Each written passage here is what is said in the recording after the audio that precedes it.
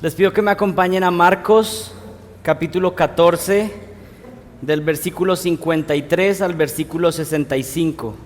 Y mientras ustedes lo buscan, quisiera a manera de introducción contarles acerca de un libro que es uno de los libros más importantes que se ha escrito, podríamos decir, en la historia de la humanidad. Por supuesto sabemos que el libro más importante es la Biblia, y la Biblia ha tenido una gran difusión, traducción, ediciones, pero hay un libro que, digamos, está en los primeros puestos también de publicación, se ha traducido a más de 100 idiomas, es un libro que algunas veces a los niños en Estados Unidos, en muchos colegios, les piden que tienen que leer este libro. Y lo particular de este libro es que también es un libro cristiano y está basado en la Biblia. Es un libro que trata acerca del peregrinaje de un hombre, de un personaje que se le llama cristiano. Y este cristiano pues tiene que caminar por muchas pruebas, por muchos caminos, por diferentes dificultades.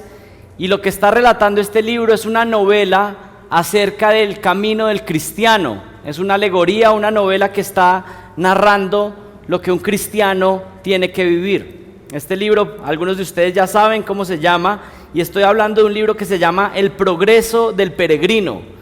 Y algunas personas piensan que porque es un libro que tiene muchas metáforas y muchas imágenes, tal vez es un libro para niños, pero principalmente no es un libro para niños. Es una bendición que los niños lo lean, que los papás puedan leer con sus hijos del progreso del peregrino, pero principalmente es un libro de mucha edificación para adultos, para cristianos en general, o aún para incrédulos que pueden conocer acerca de lo que es ser un peregrino cristiano en este mundo. ¿Y por qué lo menciono? Porque quisiera leerles una parte, y aquí lo tengo, una versión breve, pero quisiera leerles un pequeño párrafo de cómo comienza este libro. Y dice así: en mi sueño vi a un hombre en pie, vestido de harapos, con la espalda vuelta a su casa, y tenía un libro en sus manos y una pesada carga sobre sus hombros. Vi que abría el libro y leía en él. Mientras lo leía, lloraba y temblaba, y gritó diciendo: ¿qué es entonces lo que tengo que hacer? En este estado regresó a su casa y procuraba ocultar su congoja, mas no pudo disimularlo por mucho tiempo, porque su aflicción crecía. Al fin dijo: mi querida esposa y vosotros, hijos de mi corazón, estoy afligido a causa de una carga que me abruma. Además tengo noticias de que esta ciudad en la que vivimos va a ser un día quemada con fuego del cielo, en cuya terrible ruina pereceremos si no hallamos algún modo de escapar. Luego continúa diciendo más adelante: pero la noche siguió siendo tan angustiosa como el día, y en lugar de dormir pasó la noche llorando y suspirando. Cuando amaneció, le preguntaron sus familiares cómo se sentía, y él les contestó que su mal estaba creciendo cada vez más. Quiso hablar con ellos, pero le contestaron ásperamente, ofreciéndole medicinas para curar su mal. Pero con esto solo se sentía aún peor, pues la carga del pecado en sus hombros se acrecentaba de día en día. Así que se retiraba a su cuarto a llorar su miseria, o se salía al campo a leer y hacer oración. Y así pasaron muchos días. Una vez, mientras andaba en el campo leyendo su libro y muy angustiado, gritó como antes lo había hecho: ¿qué haré entonces yo para ser salvo? ¿Y por qué leo esto a manera de introducción? Porque este es un libro que narra una novela donde hay un cristiano que está experimentando, aún está en el camino de conocer a Dios, pero empieza a leer la Biblia. Y lo que empieza a hacer la Biblia es que empieza a revelarle su propio pecado. Y lo que sucede en la vida de este peregrino es que empieza a aparecerle una carga en su espalda, como una maleta con un peso tremendo. Y a medida que lee más la Biblia y que conoce más de Dios y que se mira en el espejo de la palabra, ¿saben qué pasa con esa carga? Se va convirtiendo cada vez en más grande y más pesada. Y este libro narra el camino en cómo ese peregrino estuvo creciendo con su carga del peso del pecado, hasta que llegó a un punto donde encontró la solución para que esa carga por fin pudiera quitarse. Lo que está hablando este libro, está hablando de que conocer las Escrituras nos permite ver nuestra pecaminosidad y una carga empieza a crecer. Pero he estado orando esta semana particularmente y esta mañana, porque sé que hay algunos que están aquí que tal vez pueden estar experimentando lo mismo que sentía este peregrino.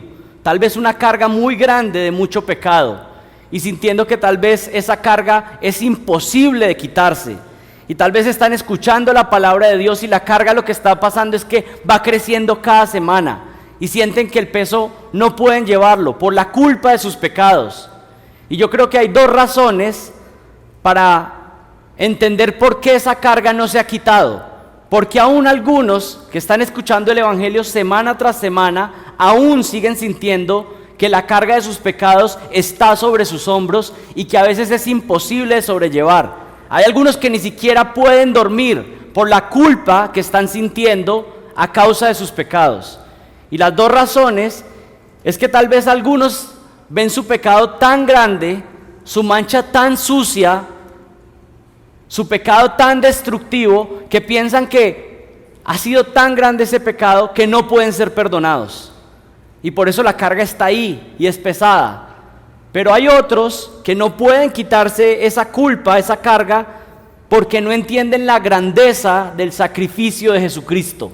Piensan tal vez que lo que Cristo hizo no es suficiente para pagar con sus pecados. Así que el día de hoy mi propósito, a través de el pasaje que vamos a leer y la exposición de estos versículos, es que muchos peregrinos que sienten una carga pesada por su pecado, hoy puedan ser libres en Cristo, para que Jesucristo lleve la carga por ustedes por medio de la fe en el Hijo de Dios. Y muchos que también se están preguntando, ¿cómo puedo ser salvo? Como se preguntó el peregrino, hoy puedan obtener la respuesta. Pero sé que hay algunos peregrinos que ya liberaron su carga y ahora tienen gozo porque el Señor lleva su carga. Y aquellos también tienen un propósito, porque algunos ya se iban a desconectar. Bueno, esto es para los que aún tienen la carga pesada. Para el resto, que nuestra carga haya sido liberada, mi oración y mi propósito es que el día de hoy podamos ser cautivados al ver la obra de Cristo más grande y podamos enamorarnos más de Jesucristo. Que todos salgamos de este salón contemplando la gloria de Cristo, viendo la obra que hizo a nuestro favor, y que eso nos lleve a adorarlo, a amarlo y a servirlo con más diligencia. Así que hay un propósito para aquellos que aún tienen esa carga y hay un propósito para aquellos que ya tienen el gozo de su salvación. Así que les pido que me acompañen a Marcos 14, del versículo 53 en adelante, y dice así: y llevaron a Jesús al sumo sacerdote, y se reunieron todos los principales sacerdotes, los ancianos y los escribas. Pedro le siguió de lejos hasta dentro del patio del sumo sacerdote, y estaba sentado con los alguaciles, calentándose al fuego. Y los principales sacerdotes y todo el concilio procuraban obtener un testimonio contra Jesús para darle muerte, pero no lo hallaban, porque muchos daban falso testimonio contra él, pero sus testimonios no coincidían. Y algunos, levantándose, daban falso testimonio contra él, diciendo: nosotros le oímos decir, yo destruiré el templo hecho por manos, y en 3 días edificaré otro no hecho por manos. Y ni siquiera en esto coincidía el testimonio de ellos. Entonces el sumo sacerdote, levantándose, se puso en medio y preguntó a Jesús diciendo: ¿no respondes nada? ¿Qué testifican estos contra ti? Mas él callaba y nada respondía. Le volvió a preguntar el sumo sacerdote diciéndole: ¿eres tú el Cristo, el Hijo del bendito? Y Jesús dijo: yo soy. Y veréis al Hijo del hombre sentado a la diestra del poder y viniendo con las nubes del cielo. Entonces el sumo sacerdote, rasgando sus ropas, dijo: ¿qué necesidad tenemos de más testigos? Habéis oído la blasfemia. ¿Qué os parece? Y todos le condenaron diciendo que era un reo de muerte. Y comenzaron algunos a escupirle, a cubrirle el rostro y a darle de puñetazos, y a decirle: profetiza. y los alguaciles le recibieron a bofetadas. Oremos. Señor, yo te suplico que el día de hoy vengamos con un corazón preparado como un terreno fértil, Señor. Prepara nuestras mentes y nuestros corazones para recibir el mensaje de tu palabra. Padre, tú dices que toda la palabra es útil para nosotros, que necesitamos todo. Cada una de las palabras de tu escritura inspirada es útil para nosotros. Señor, así como comemos todos los días y no sabemos de qué manera esos alimentos están nutriendo cada una de las partes de nuestro cuerpo, Señor, asimismo no sabemos cómo cada sermón de la palabra está nutriendo nuestra vida espiritual, pero lo necesitamos, Señor. Así que yo te suplico que a través de tu palabra cumplas tu propósito, que salves almas el día de hoy, por favor, y que santifiques a tu pueblo. Ayúdanos a poder ver la obra de Jesucristo a nuestro favor y a quedar completamente admirados, Señor, a quedar completamente maravillados ante tal gracia, ante tal amor, ante tal misericordia. El justo por los injustos. Señor, ayúdanos el día de hoy y ayúdame, por favor. Te pido esto en el nombre de Jesucristo. Amén. El día de hoy estamos en Marcos 14, del 53 al 65, y he titulado el mensaje el día de hoy, El Mesías sentado en el banquillo de los acusados. El Mesías sentado en el banquillo de los acusados. Y miren el primer versículo, ahí en Isaías 14, versículo 53, dice: trajeron pues a Jesús al sumo sacerdote y se reunieron todos los principales sacerdotes y los ancianos y los escribas. Ustedes saben que el contexto en el que estamos, esta noche, luego de que han pasado tantas cosas, estuvieron celebrando la Pascua con los discípulos, luego de eso fueron a Getsemaní, pasaron la noche orando y ya cerca de la madrugada el Señor fue capturado. Judas vino con unos soldados que pertenecían a la guardia del templo y fueron a capturar a Jesucristo. El Señor Jesús sale al encuentro de ellos y llevan capturado al Señor Jesús, y ahí es el contexto que tenemos en el versículo 53.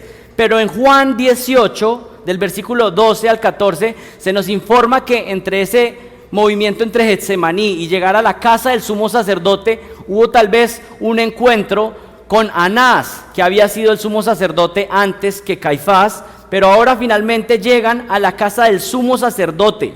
Y esta casa del sumo sacerdote del cual está hablando el versículo 53 es Caifás. Pero miren lo que nos dice: en esa casa habían varias personas. Y vamos a ver en unos momentos quiénes eran los que estaban ahí reunidos, pero podemos empezar a ver que aquí hay algunas cosas que no están funcionando de manera adecuada.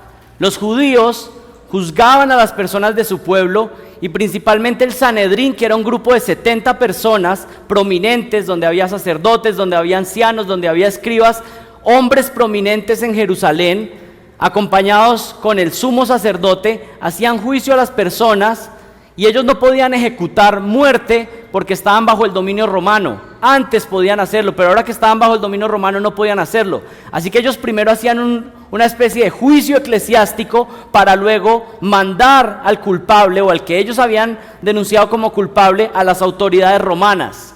Esa era la manera como funcionaba. Pero esta idea de estar en la noche o cerca al amanecer haciendo un juicio ya nos muestra que había algo que no estaba funcionando bien. Realmente, cuando se estudia la historia de Israel, se ve que un juicio que era practicado a estas horas era porque era algo ilegal, algo que se estaba intentando hacer oscuras para que no fuera descubierto de la multitud y tener problemas. Pero hay otro elemento: estos juicios comúnmente no pasaban en la casa del sumo sacerdote. Esto sucedía en algún lugar público donde se podía reunir el Sanedrín y todo era público lo que estaba sucediendo. Pero aquí tenemos una escena donde están llevando a Jesucristo a la casa del sumo sacerdote, a un lugar privado donde podían ejecutar sus ideas malévolas. Pero miren el versículo 53. Trajeron pues a Jesús al sumo sacerdote. ¿Quiénes estaban allí? Tenemos varios grupos.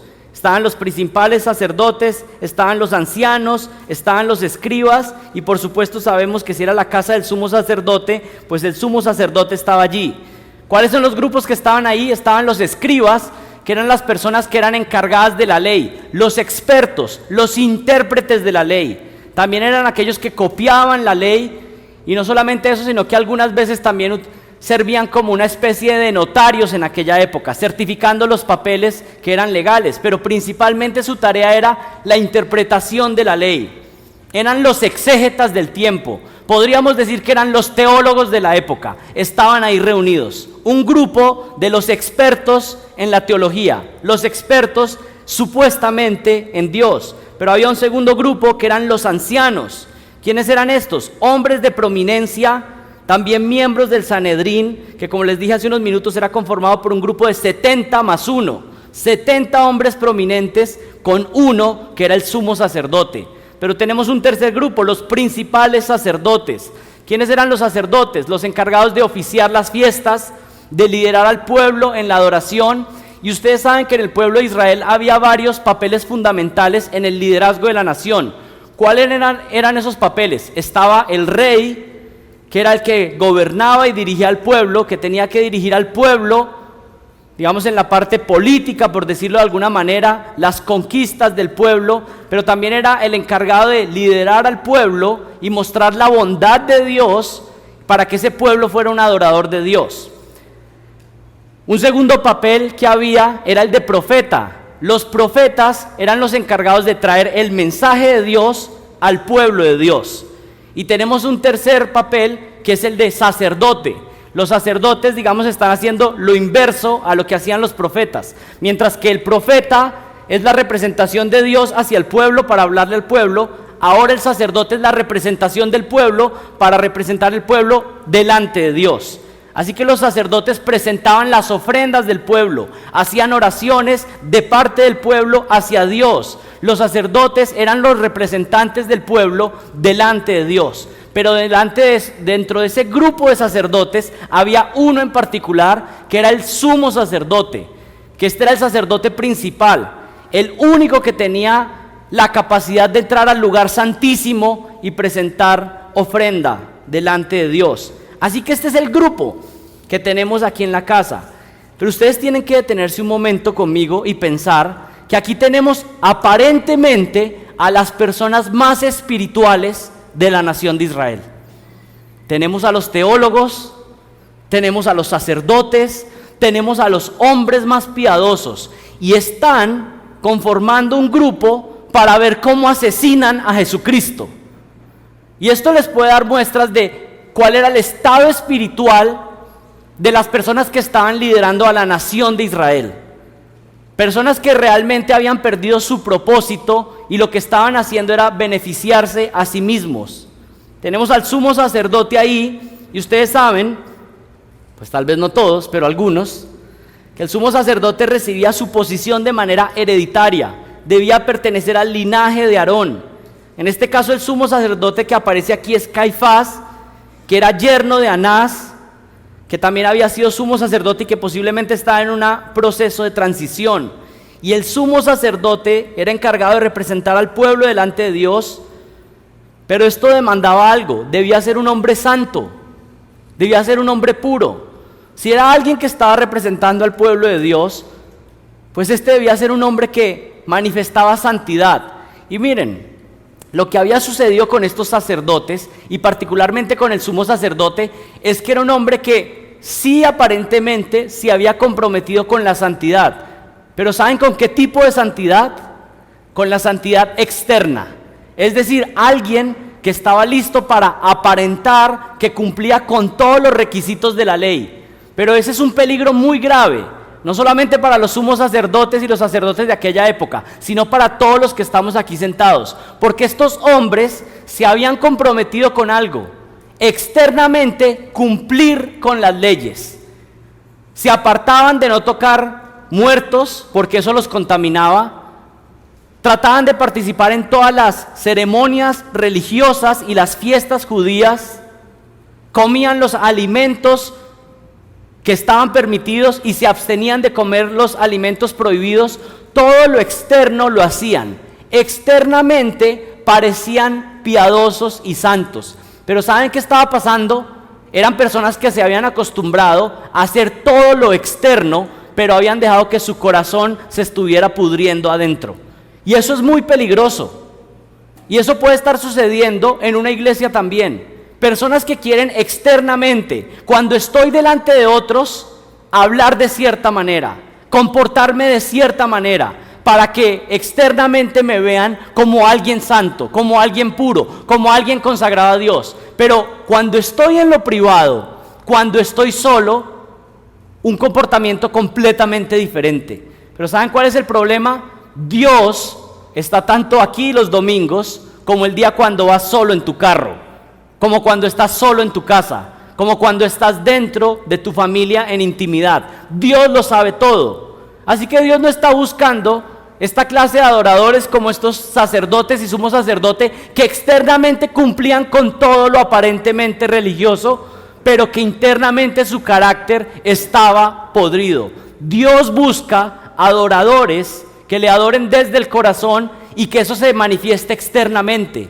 Ellos tenían que obedecer. Los sacerdotes tenían que participar en las fiestas, no podían tocar cadáveres, no tenían que comer ciertas cosas, pero eso era solamente la manifestación externa de un corazón que realmente quería adorar a Dios. Dios no está interesado en sacrificios si nuestro corazón está lejano de Él. Dios no está interesado en ofrendas si nuestro corazón primero no está para Él. Es más, ¿saben qué dice el Señor?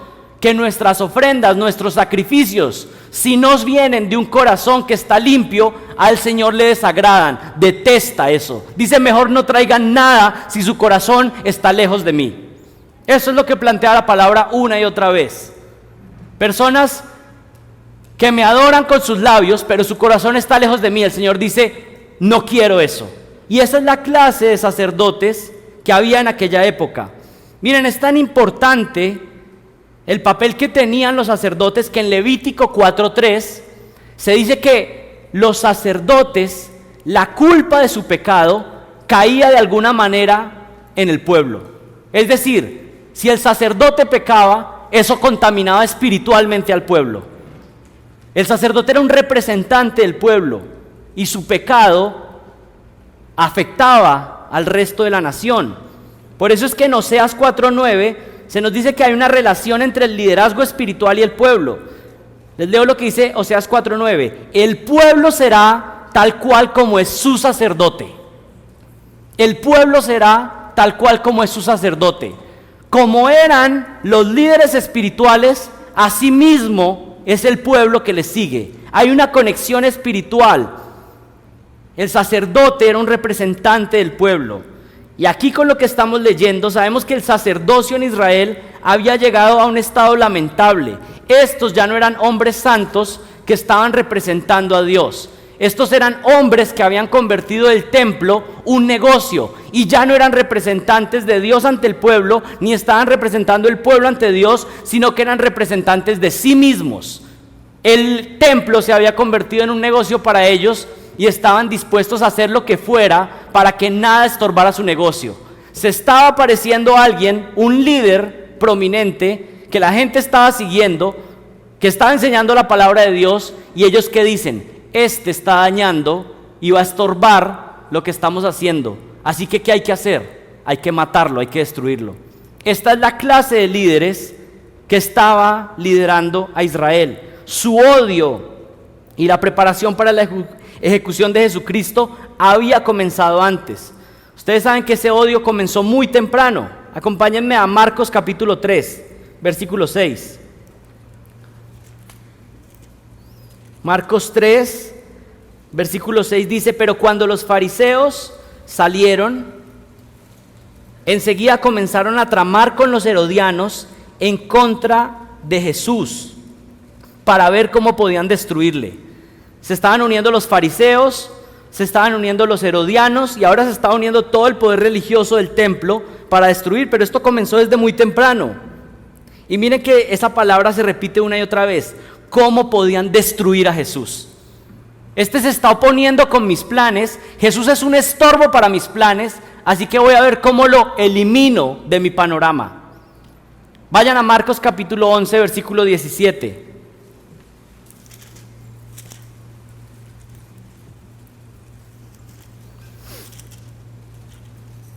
Marcos 11, versículo 17. Dice, y les enseñaba diciendo, ¿no está escrito, mi casa será llamada casa de oración para todas las naciones? Pero ustedes la han hecho una cueva de ladrones. Los principales sacerdotes y los escribas oyeron esto y buscaban cómo destruir a Jesús, pero le tenían miedo, pues toda la multitud estaba admirada de su enseñanza. Y miren, aquí tenemos que parar un momento y entender lo que Jesús estaba haciendo. El templo en Jerusalén se había convertido en un negocio no solamente para los sacerdotes y el sumo sacerdote, sino en general para el pueblo. Los israelitas tenían que ir a Jerusalén en adoración, a las fiestas religiosas, y alrededor del templo se había convertido todo esto en un negocio. Es decir, el templo era un centro de negocio. Así que cuando Jesús empieza a atacar esto, y recuerdan que levantó las mesas y les dijo, ustedes han convertido la casa de mi padre, que debería ser una casa de oración, en un mercado, en un negocio. Eso empezó a alertar a algunos y a decir, bueno, nos gustaba la enseñanza de este hombre, nos gustaba lo que nos estaba ofreciendo, pero ahora está estorbando mis propósitos, ahora está estorbando mi negocio. Y cuando Jesús empieza a ser el estorbo en el pecado de alguien, ahí es cuando algunas personas se enfrentan a, ¿voy a amar más a Jesucristo o voy a amar más a mi pecado? Muchas personas lo que hacen es, voy a eliminar a Jesucristo, voy a oprimir esa verdad. Estos hombres pues fueron a un nivel muy extremo, dijeron vamos a matarlo, vamos a destruirlo. Miren lo que dice Marcos 14, versículo 1. Faltaban 2 días para la Pascua y para la fiesta de los panes sin levadura, y los principales sacerdotes y los escribas buscaban cómo prenderle con engaño y matarle. Múltiples versículos nos muestran cómo esta idea de destruir, de acabarlo, de prenderlo, de matarlo, venía desde mucho antes. En Juan 11:50, que no vamos a ir allá, pero les digo, aparece que Caifás, de una manera que él no lo está esperando, pero dice la Biblia que profetizó sin saber que estaba profetizando. Porque en Juan 11:50 Caifás dice, mejor que muera este Jesús y que muera en vez de que muera toda la nación. Y Juan dice ahí que sin saberlo, Caifás estaba profetizando la expiación sustitutiva. Mejor que muera en vez de que muera todo el pueblo. Pero él no lo estaba diciendo porque estaba entendiendo el papel del Mesías. Lo estaba diciendo porque si Jesús se levantaba como rey, entonces los romanos iban a venir a destruirlos y pues se les iba a acabar también el negocio. Así que él dice, mejor que muera a que muramos todos. Pero Juan hace un comentario y lo pueden ver luego, que Juan dice que este hombre estaba profetizando de parte de Dios sin saberlo. Era mejor que él muriera en cambio de que todo el pueblo muriera. Regresen a Marcos 14:53. Miren lo que dice. Trajeron pues a Jesús al sumo sacerdote y se reunieron todos los principales sacerdotes y los ancianos y los escribas. Y Pedro le siguió de lejos hasta dentro del patio del sumo sacerdote y estaba sentado con los alguaciles calentándose al fuego.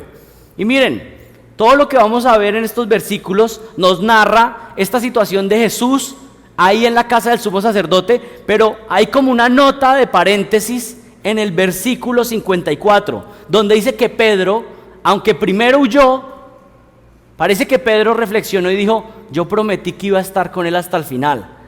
Así que Pedro, de alguna manera, que Juan nos cuenta y los otros evangelistas nos dicen que tenía ciertos contactos para entrar a la casa del sumo sacerdote, logró entrar, pero se mantuvo a cierta distancia. ¿Qué es lo que está haciendo Pedro? Dice, voy a estar cerca de Jesús, pero lo cerca suficiente como para estar seguro, o más bien lo lejos suficiente. Voy a estar cerca para estar informado, voy a estar cerca para seguirle, pero no tan cerca como para que eso me afecte. Y eso es lo que está enfatizando. Miren, Pedro le siguió de lejos. Quería saber qué estaba pasando con Jesús. Quería tal vez cumplir con su promesa, pero no quería estar tan cerca que fuera afectado. Y miren, yo creo que el propósito de lo que Marcos está escribiendo acá, lo hemos repetido una y otra vez. Estamos convencidos que Marcos, el Evangelio de Marcos, fue escrito bajo el testimonio de Pedro. Así que podríamos decir que el Evangelio de Marcos es el Evangelio de Pedro. Y yo creo que cuando Pedro aparece en el Evangelio, tenemos que prestar suma atención a qué es lo que está intentando comunicar.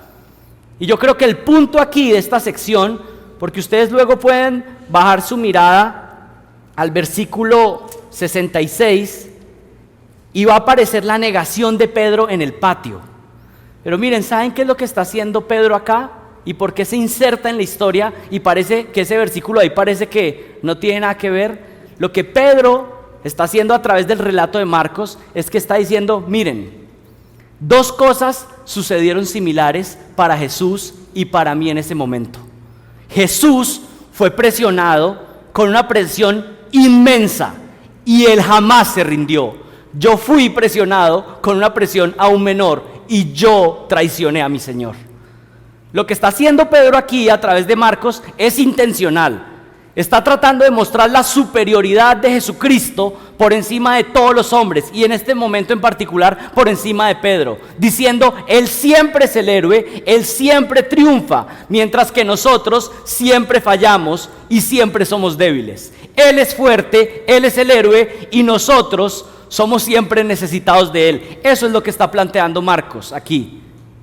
Miren la presión que vivió Jesús y nunca se doblegó. En cambio, miren lo que yo experimenté y a la primera lo negué 3 veces. Eso es el punto que Marcos está relatando. Aunque Pedro inicialmente había huido, recordó su promesa y quiso seguirlo, pero a la distancia. Y es importante mencionar que lo que Marcos está haciendo es narrar el testimonio de Pedro. Y yo creo que esto es un buen recordatorio de cómo narrar nuestro testimonio. Estos días tenemos personas en los bautismos. A veces usted le cuenta su testimonio a personas, a familiares, y a veces esos testimonios, comúnmente los de los bautismos no, gracias a Dios, pero a veces uno escucha y uno le pregunta a alguien, cuéntame tu historia, cuéntame cómo fue que el Señor te salvó, y la persona empieza a contar sus triunfos, sus historias, lo grande que ha hecho para Jesucristo, por todas las iglesias que ha pasado. Pero miren, un recordatorio, Pedro cuando fue el momento de poner su testimonio, ¿saben qué dijo? Él es el héroe, yo siempre fallé.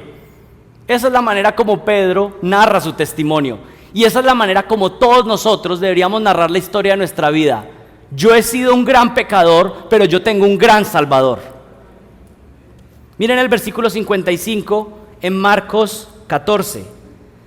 Y los principales sacerdotes y todo el concilio buscaban testimonio contra Jesús. Y detengámonos un momento ahí. Este no es un juicio formal todavía. Miren que ellos todavía no tenían ni siquiera un testimonio para dar. ¿Qué era lo que estaban haciendo ahí en escondido? Buscar algo para poder acusarlo. Es decir, todavía no tenían algo. Estaban buscando la forma de encontrar unas evidencias mentirosas y falsas para presentar una acusación formal. Así que este todavía no es un juicio. Los principales sacerdotes y todo el concilio buscaban testimonio contra Jesús para entregarle a la muerte, pero no lo hallaban, porque muchos decían falso testimonio contra él, mas sus testimonios no concordaban. ¿Qué está sucediendo en esta escena? El Mesías, el juez del universo, ahora está sentado en el banquillo de los acusados. El que es el juez de todos nosotros, en ese momento está en un salón con unos hombres impíos y ellos están trayendo acusación al rey del universo. Con falsedades, con mentiras. Están buscando testimonio. Su odio y su envidia los había llevado a usar su autoridad para capturar a Jesús y querer acusarlo falsamente. Pero miren el versículo 56.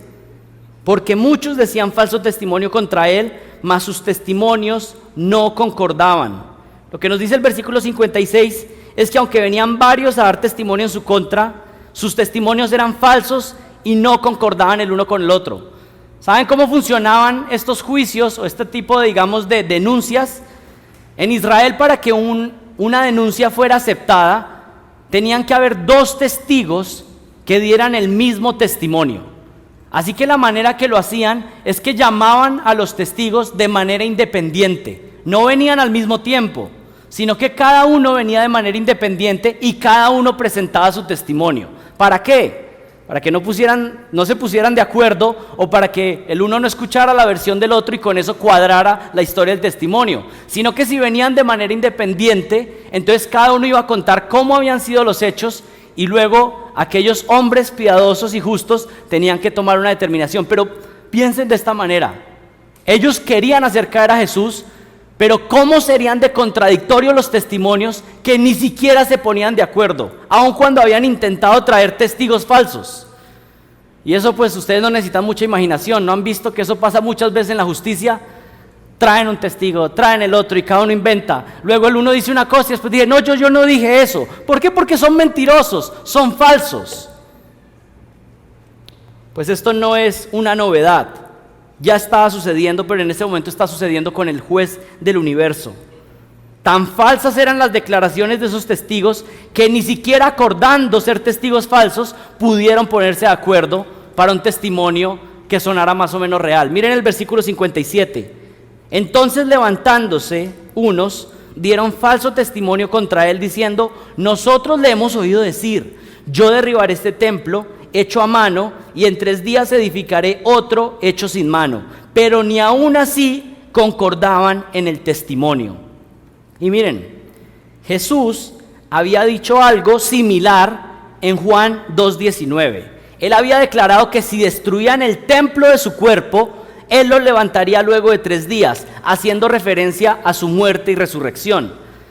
Yo quiero hacer aquí una nota de paréntesis, porque ha pasado, y es que yo a veces escucho personas que dicen: es que Pastor Santiago dijo eso. Y yo les digo: sí, pero he dicho otras cosas también. Como que cogen el pedacito que funciona, ¿cierto? O algunos: no, es que Michael dijo eso. Y yo le dije: sí, pero mira, tienes que escuchar otros mensajes. Porque es fácil coger una frase fuera de contexto y usarla. Y eso no solamente sucede con la predicación, eso sucede a veces con versículos, ¿no?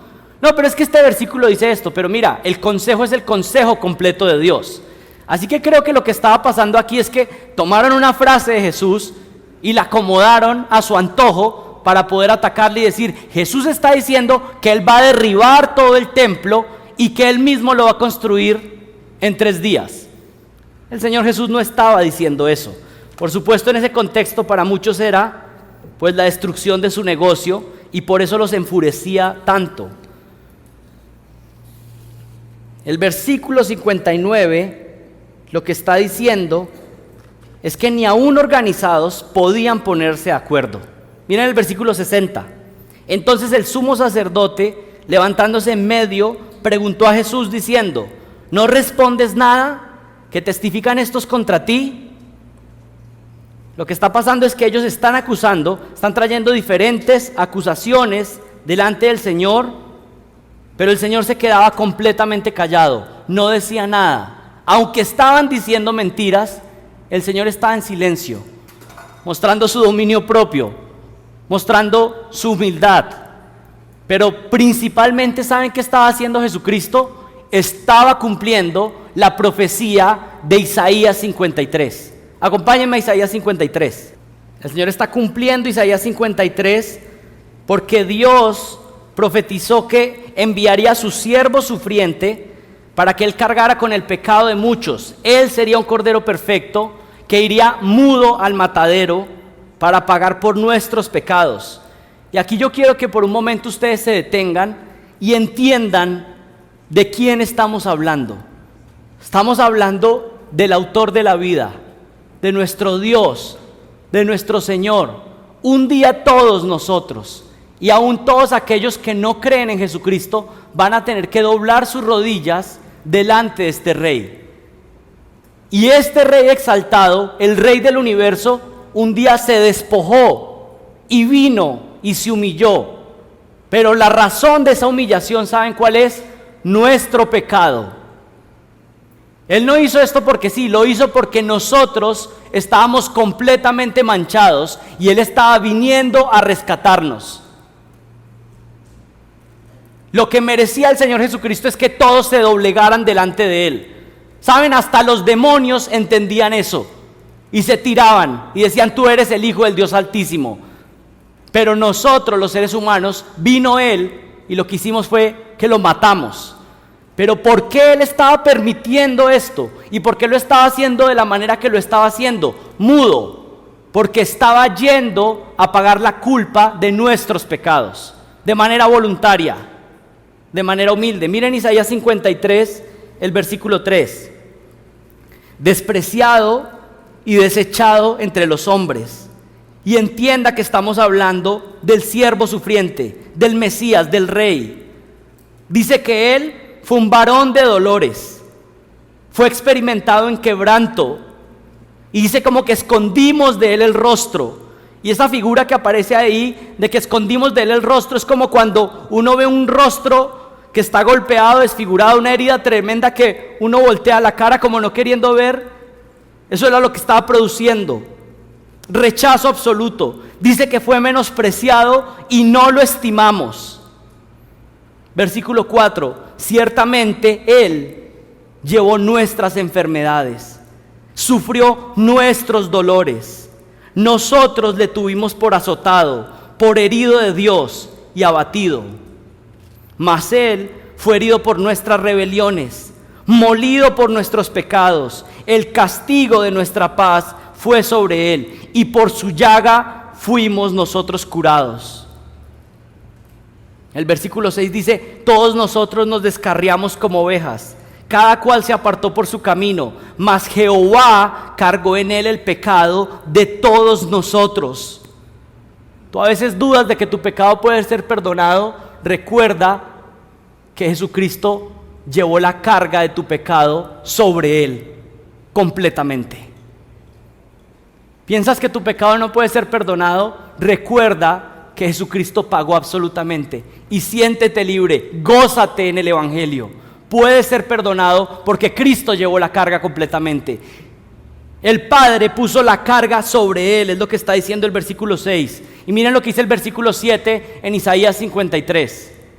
Angustiado Él y afligido, y aquí está el punto de lo que estamos meditando, no abrió su boca, como cordero fue llevado al matadero, y como oveja delante de sus trasquiladores, enmudeció y no abrió su boca. Esta profecía estaba siendo cumplida en lo que estamos leyendo en Marcos 14. Él estaba yendo callado por amor a nosotros, para pagar por nuestra culpa, para pagar por nuestro pecado. Y tal vez alguno de nosotros podría levantarse y pelear, pero sabemos que tal vez nosotros no podríamos hacer nada. Si usted se enfrenta ante un ejército usted solo, ¿usted qué podría hacer? Pero ¿saben? El que el Señor Jesucristo esté en silencio y resistiendo esto es aún mayor, porque Él tenía la capacidad de destruirlos en un instante. Regresemos a Marcos 14. Miren Marcos 14, versículo 61. Mas Él callaba y nada respondía. El Cordero perfecto, yendo mudo para pagar por nuestros pecados. Mira el versículo 61. Mas Él callaba y nada respondía. El sumo sacerdote le volvió a preguntar y le dijo: ¿eres tú el Hijo del bendito? Y aquí tenemos otra muestra de esta externa piedad del sumo sacerdote.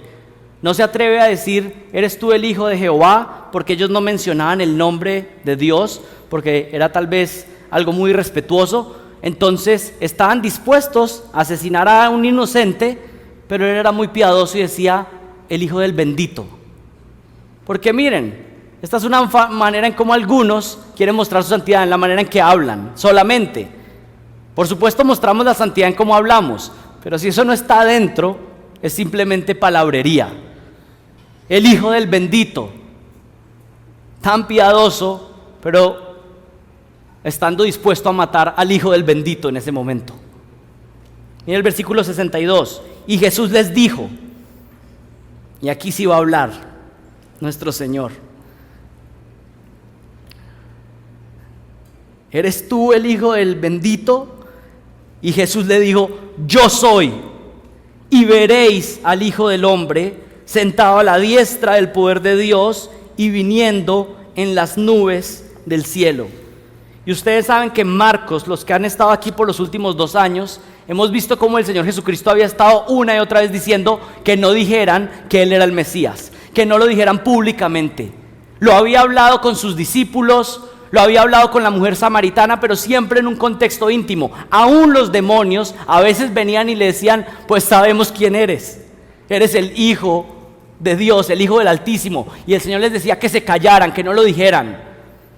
Hasta este punto el Señor había mantenido ese misterio mesiánico de que Él era el Hijo de Dios, de que Él era el Mesías prometido, había estado oculto. Pero aquí providencialmente este Caifás otra vez sirve como un instrumento para que Dios pueda proclamar la verdad. Y le pregunta: ¿eres tú el Mesías? ¿Eres tú el ungido? Y el Señor Jesucristo ahí sí abre su boca y lo declara públicamente y dice: yo soy. Y no solamente eso, no solamente soy el ungido, sino que un día, cuando entre en gloria, estaré a la diestra del poder de Dios.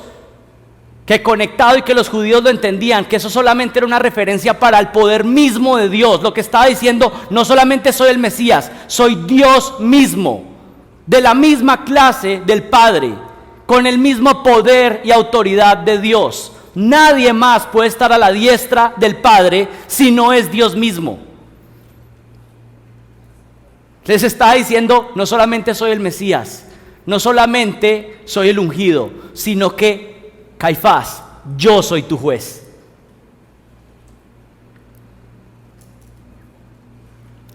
Se reveló completamente: yo soy. Y Jesús lo que hace es que cita el Salmo 110:1 y Daniel 7:13 al 14, donde habla de el poder de Dios o la autoridad que le sería dado al Señor. El Señor le dice a mi Señor: siéntate a mi diestra. ¿Recuerdan? Lo vimos hace unas semanas.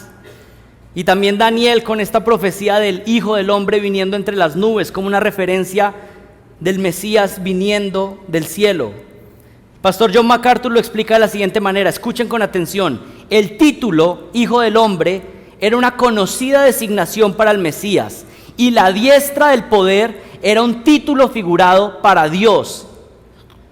Con serena majestad, Jesús enfrentó a sus acusadores y les anunció que Él era su Mesías y su juez divino. Aunque podían matarle ese día, resucitaría de nuevo y ascendería a la mano derecha de su Padre. Y aunque ellos pudieran juzgarle con injusticia, Él un día los juzgaría eternamente con justicia perfecta.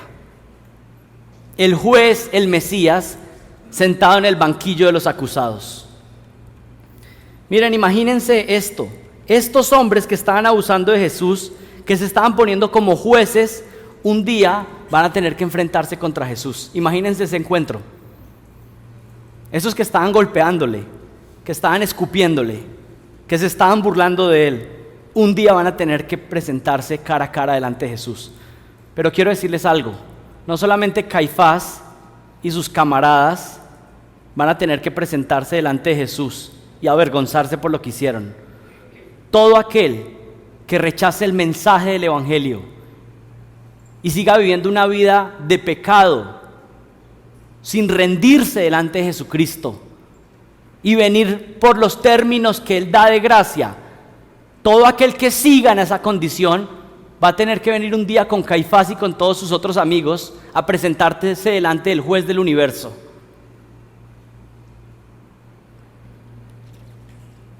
Miren, aquí hay que detenernos y pensar en el Evangelio.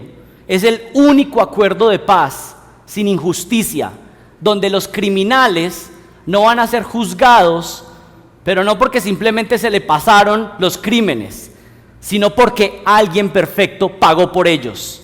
La deuda fue cancelada. Ese es un acuerdo de paz perfecto, el que ofrece Jesucristo. Y lo que dice es que todos nosotros somos pecadores, nacemos en pecado, todos nosotros estamos lejos de la gloria de Dios, todos nosotros hemos pecado en contra de Él, hemos mentido, hemos fallado.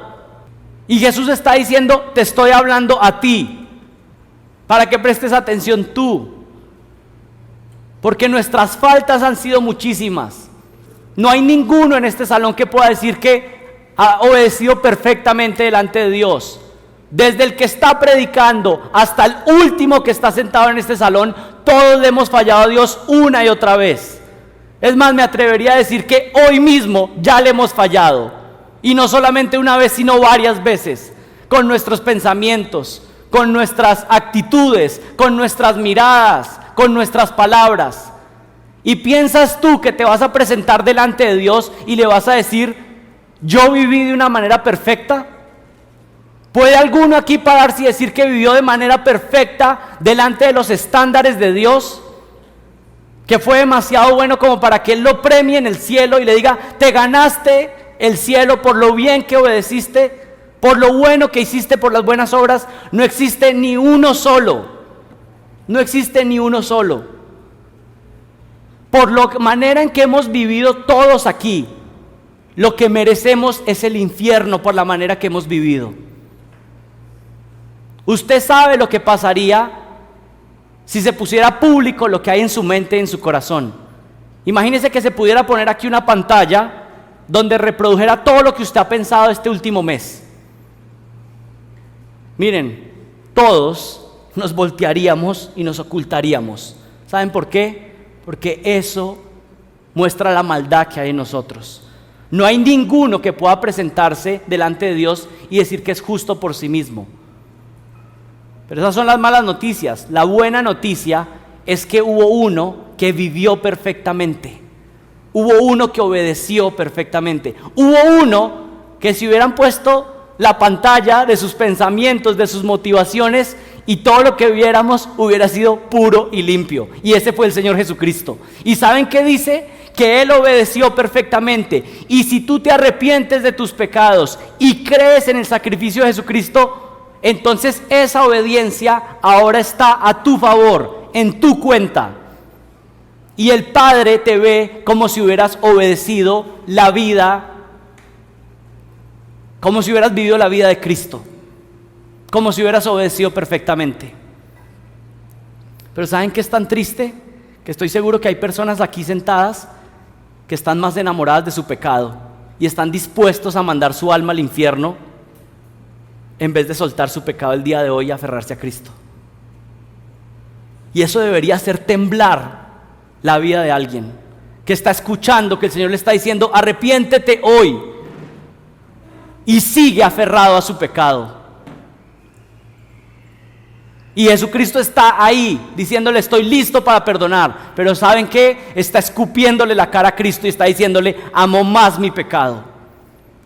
Un día vas a estar delante del juez del universo y Él te estuvo dando la oportunidad, estuvo sacando la bandera blanca diciendo, hoy podemos hacer la paz. Pero si tú decides seguir el camino de Caifás y sus amigos, vas a recibir el mismo destino que ellos, que es juicio eterno. El Evangelio de Jesucristo es el ofrecimiento de paz para todo aquel que se arrepienta y crea en Jesucristo. Miren Marcos 14, versículo 63. Después de que Jesús ha declarado que Él es el Mesías y Dios, miren el versículo 63. Entonces el sumo sacerdote, rasgando sus vestiduras. ¿Qué significa esto? Mostrando una indignación, pero ya sabemos la clase de hombre que es Caifás, una indignación hipócrita. Se rasgó las vestiduras de lo terrible que acaba de decir Jesús. Dijo, ¿qué más necesitamos o qué más necesidad tenemos de testigos? Habéis oído la blasfemia, que es una injuria en contra de Dios. ¿Qué os parece? Y todos ellos le condenaron y le declararon digno de ser muerto o digno de muerte. Los judíos pensaban que Dios mismo tenía que certificar al Mesías, que Dios tenía que dar certificación de que el Mesías era Él. ¿Y acaso el Padre y el Espíritu Santo ya no habían certificado que Jesús era el Mesías? Juan 5:37 y Marcos 3:29 dice que el Padre y el Espíritu habían dado testimonio de Jesús, pero ellos habían decidido rechazarlo. Y recuerdan que en Hechos, en el sermón de Pedro, Pedro también dijo que el Señor Jesucristo había sido certificado de parte de Dios a través de milagros y prodigios. El Padre ya había dado la certificación, pero ellos decidieron rechazarla. Decidieron rechazar el testimonio. Y miren, vamos a llegar al último versículo que está en el versículo 65. Pero antes de pasar a este último versículo, yo les pido que recuerden que Jesús hizo esto, pasó por toda esta situación, solamente para que tú y yo pudiéramos ser perdonados. Él no tenía necesidad. Yo creo que algunas veces nos confundimos y pensamos que Dios está obligado a perdonarnos. ¿Dios está obligado a perdonarnos? Yo les hago una pregunta. ¿Dios perdonó a los demonios, a los ángeles que se rebelaron? No. ¿Sabe que los ángeles se maravillan por la obra que está haciendo Dios con los seres humanos? Yo creo que se maravilla porque ve que los ángeles que se rebelaron no tienen un redentor. Jesucristo nos hizo un ángel para poder morir por ángeles y pagar por el pecado de ángeles, pero sí lo hizo por los seres humanos. Pero quiero que entiendan esto: el perdón de Dios es porque Dios quiere mostrar gracia, no es obligatorio. Si Él nos mandara a todos al infierno, eso sería justo. El hecho de que tome a algunos para salvación es porque quiere mostrar gracia a unos que Él quiere. Pero lo justo es ser todos condenados. Pero Él dijo: voy a poner mi mirada en ti y te voy a amar de pura gracia. El Señor hizo todo esto para que nuestra suciedad pudiera ser purificada. El Señor Jesucristo estaba pasando por toda esta humillación para que nuestra maldad pudiera ser quitada. El Señor estaba haciendo esto para que el peso de nuestra culpa, el peso de nuestro pecado que llevamos en nuestra espalda, pudiera ser quitado y descansáramos. Y de esa manera quiero que ustedes puedan leer conmigo el versículo 65 y entiendan que Jesucristo estaba haciendo esto por aquellos que creen en Él, que ponen su fe en Jesucristo. Mira el versículo 65. Y algunos comenzaron a escupirle y a cubrirle el rostro y a darle de puñetazos y a decirle: profetiza. Y sabemos por lo que dice Lucas que lo que estaba pasando ahí, ¿saben qué era? Cogieron y le pusieron una bolsa, una tela en su cabeza, y dice que había varios alguaciles y varios hombres ahí, y con una vara le pegaban en su cabeza y le decían que profetizara quién era el que le estaba pegando para burlarse de él. Y aquí no estamos hablando de cualquier mártir, aquí no estamos hablando de cualquier hombre, estamos hablando de nuestro Rey, de nuestro Señor. Y estaba pasando toda esa humillación para que nosotros pudiéramos ser perdonados. Y somos tan rebeldes que seguimos pecando como si nada, cuando Él estaba haciendo eso por nosotros. Dice que le escupían la cara, que le pegaban en su cabeza, se burlaban de Él, y Él estaba haciendo eso para que tú y yo pudiéramos ser perdonados. Y sin embargo tú escuchas este mensaje y aún estás dispuesto a seguir así, en vez de suplicar delante de Él y decir: perdóname, me arrepiento.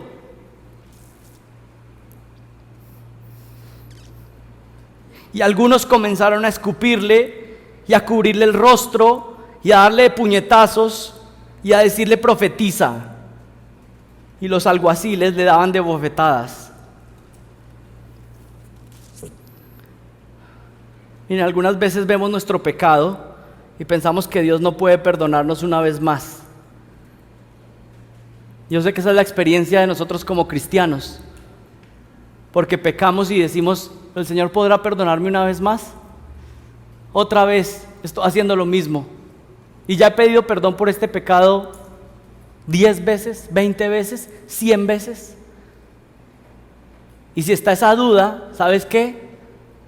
Recuerda que el precio que pagó fue sumamente alto y hay perdón ilimitado para el que se arrepiente y cree en Jesucristo.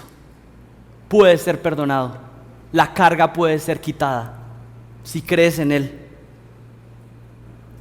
Podemos leer el versículo 65 y entender que Jesús permitió todo esto en silencio solamente para pagar por nuestra culpa, para que nuestra culpa fuera quitada, para que pudiéramos descansar y ser perdonados completamente.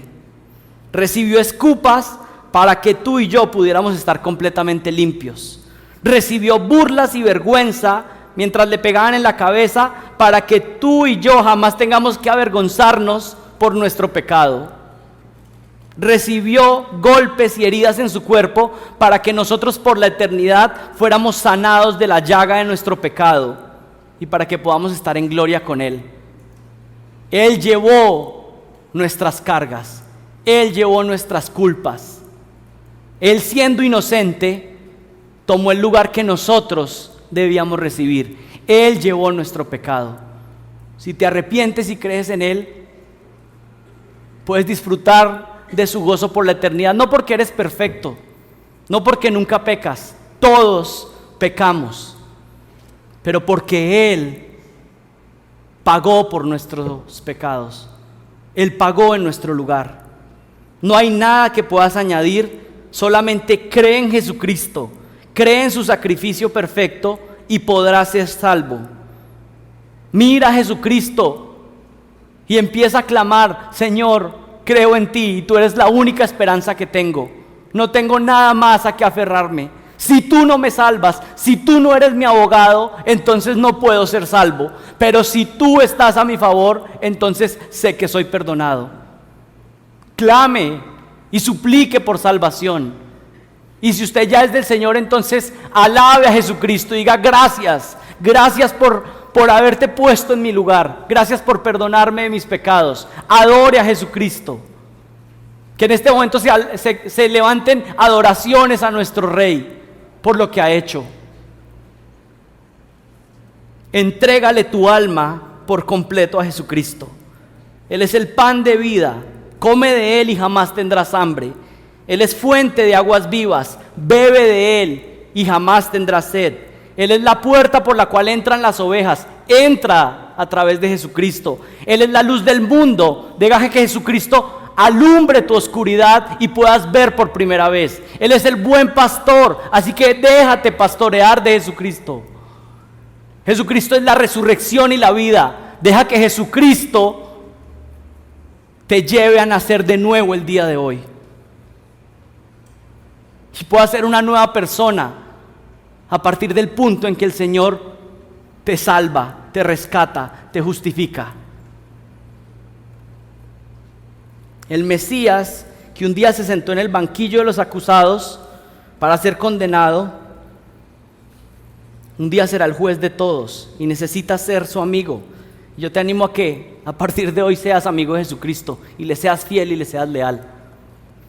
Quiero terminar leyendo la parte en el libro El Progreso del Peregrino cuando Cristiano perdió su carga, porque es bien lindo. Cristiano tenía una carga grande, la culpa de su pecado. Pero ¿saben qué pasó? Cristiano un día perdió su carga.